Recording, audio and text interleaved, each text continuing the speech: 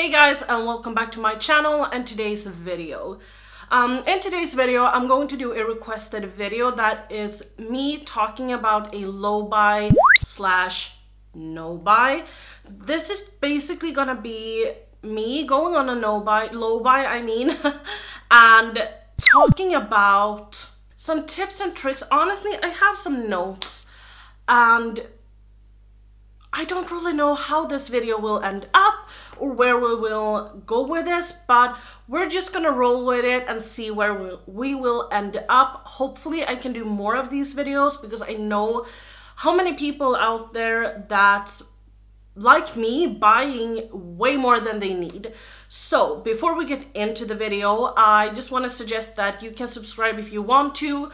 I upload videos every single day, so it would really help me out, but if you don't want to, then that's fine.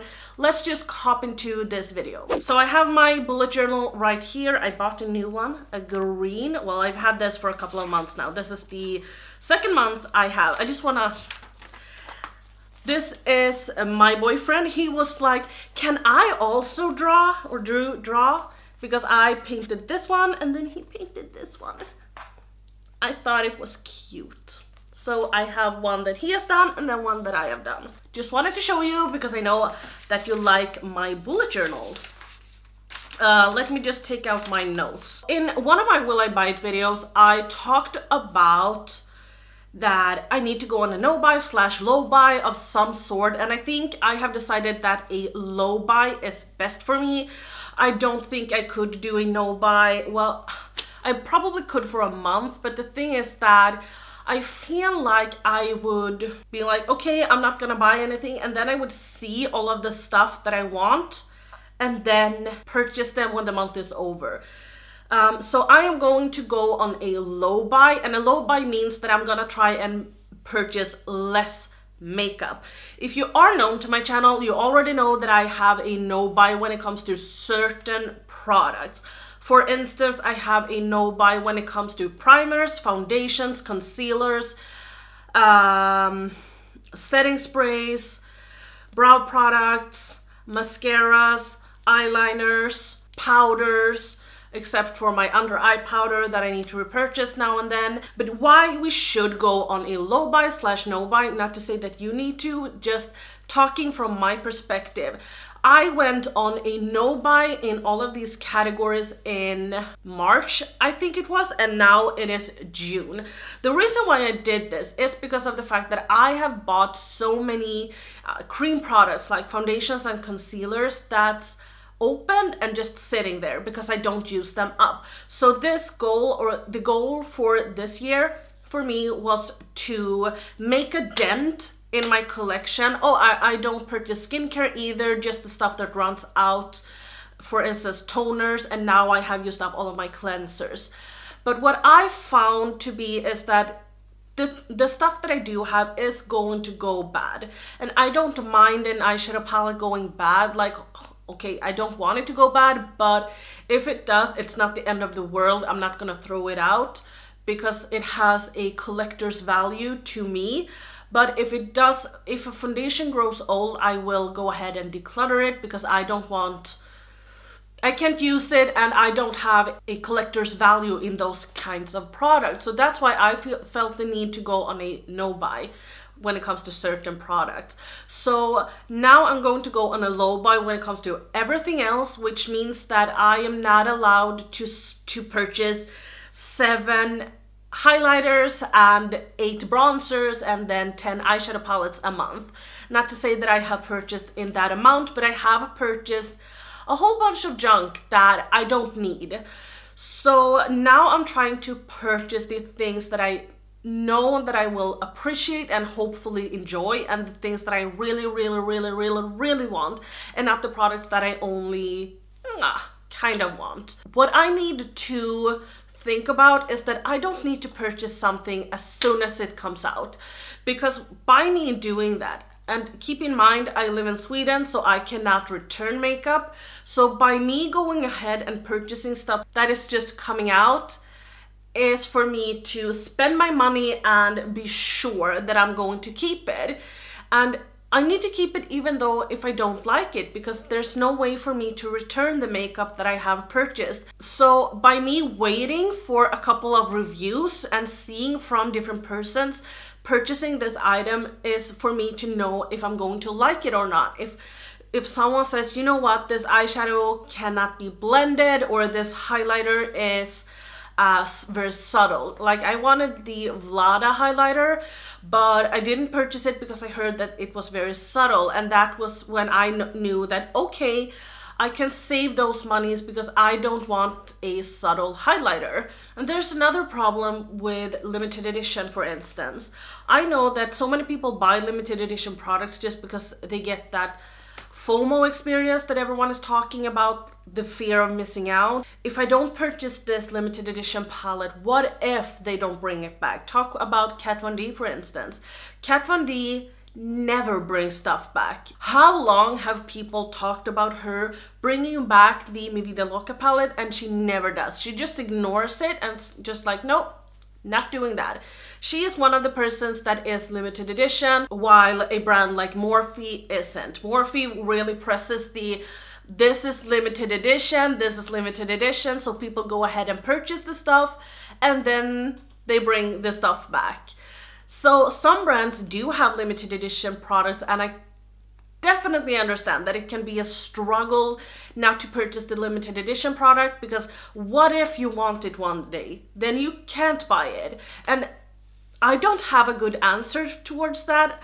I think that maybe it's time for us to shop our stash, to watch and really reflect why we want that product. Because to be honest, if it is a palette that we really want, I'm gonna mention the Kat Von D palette that just launched, the 10-year anniversary palette. So say for instance that you were obsessed about this because of these two blues and green shades, like talk about only these two, then it doesn't really make sense for you to go ahead and purchase this entire palette. It would make more sense for you to go out and purchase a blue shade in a single, and then purchase a green shimmer shade in a single, instead of go ahead and placing $52 on this one. So I think it's time for us to just try and shop our stash and see if we can find some great dupes. So a problem with a low buy is that it's really easy to say, for me, as I said, I'm only gonna purchase the products that I really want, and then repeat purchases. But when it comes to certain products that you see, you know, when you get that urge to shop and you see something, you might be in store holding this product and say to yourself like, okay, I really want this. But when you get home, that is over. You might not really want that. So that is a problem with a low buy, that you are allowed to shop, but only the products that you really want. And when you get that urge to shop, it can be very easy to tell yourself that, you know what, this is something that I really want, in case it's not. You just want to shop. So that is a problem with the low buy, but I think that the best thing for you to do is to plan out your purchases. And in the end of this video, I will talk about what I am going to do for the rest of this month, and then talk about what I have planned for this month, and then I will try to stick to that. But I'm going to talk about just in general first. And the thing with this is that I think the best thing is to plan out your purchases, and then if you are in the store or on a website and you say to yourself, this is something that I really want, try to, something that I have found to be helpful, not in this situation because I've never been in that situation, but something that is really helpful is to take up your phone or a piece of paper or something and just write. You can write about this, obviously. You can write, what is it that makes me really want this? Can I see if I have something similar in my collection? Or just write to a friend, say, hey, what's up, what you doing? I'm thinking about getting this product. Or just call someone. You don't even have to talk about the makeup, but just try and do something else with your fingers and hands so you will stay occupied. One thing you can do as well is to decide how much money you are allowed to spend. Say for instance that you say to yourself like, okay, this month I'm only going to spend $40 on makeup. But what if you haven't spent those money on the makeup when the month is over? Then you might go ahead and spend it on something that you didn't really want.